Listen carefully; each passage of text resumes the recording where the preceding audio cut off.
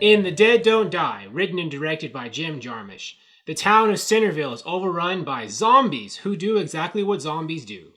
They, consume human flesh, and the denizens of Centerville have to figure out a way to survive.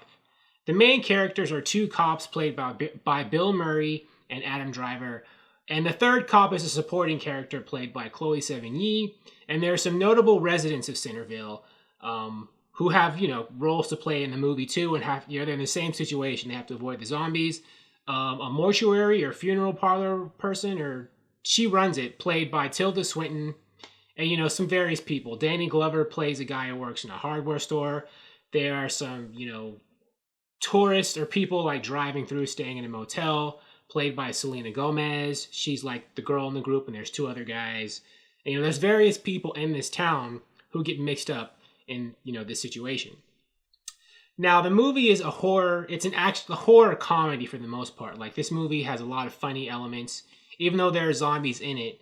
Jim Jarmusch purposely writes and directs this movie so that, for the most part, it's played for laughs.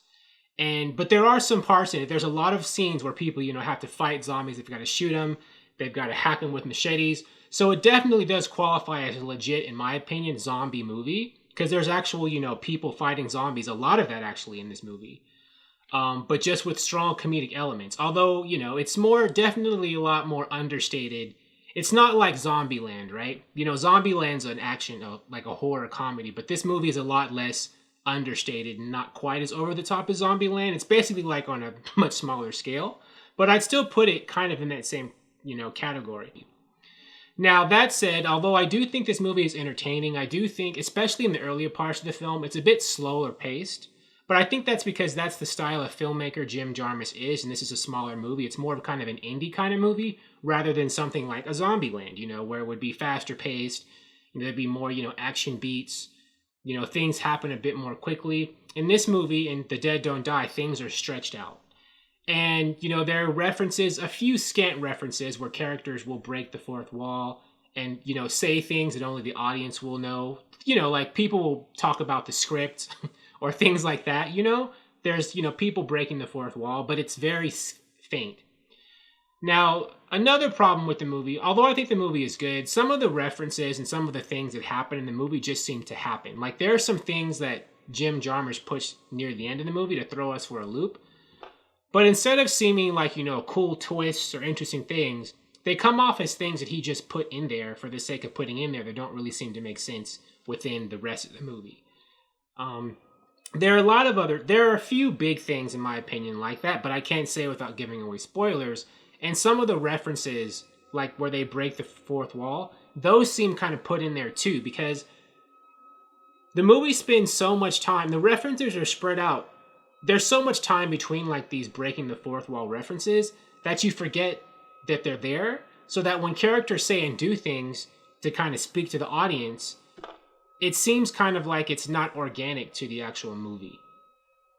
And I don't know if that's just me, like maybe it's just the way that I process the movie, but, there needed to be, a bit more, breaking the fourth wall references for it really to seem like it fit in the movie, rather than something Jim Jarmusch was just putting in there just to be funny at certain points. I mean, they are funny, but they don't really seem that organic, and they take you out of the movie. Like, I forget, and then I say, like, oh yeah, and I don't really know if that's something that's supposed to happen at those moments. And another thing, the very last thing and the biggest thing that kind of really seems jarring is that the ending of the movie just seems to end. Like, there's characters doing stuff, and then all of a sudden, it's like, something happens and that's the end of the movie. And it seems like it stops and ends when there still should be more story left to tell. I can't say what that ending is or what happens without giving away spoilers, but I thought the ending was kind of a big sour point in this movie, at least to me. Now, the main characters, all the acting and the performances were good, but I did feel like the movie itself overall is very understated. But I feel like the main characters, the cops played by Bill Murray and Adam Driver, they're a bit too understated for people who are facing, a horde of zombies. Like, their reaction to facing zombies is the same way you would act if you... It's almost like they see and fight zombies every day.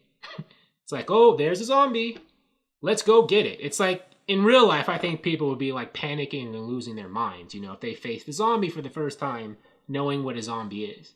And the characters in this movie know full well what zombies are. Because, you know, they live in the same world as we do with all these pop culture, you know, zombie movies and stuff.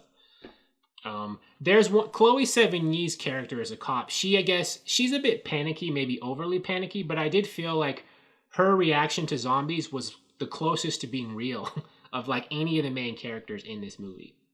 So, you know, I did think that was a tad strange. There is a reason why they say why one of the cops, the understated cops, is being understated, but even so, it still felt a little bit like, you know, you're a bit too calm when you're facing a horde of flesh-eating creatures, dude.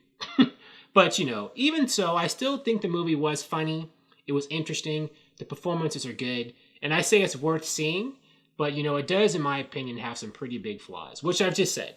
But check out The Dead Don't Die for yourself and see what you think. Thank you for watching. If you like this video, please like it on YouTube and subscribe to the channel because I appreciate your viewership, and I'll talk to you soon. Bye.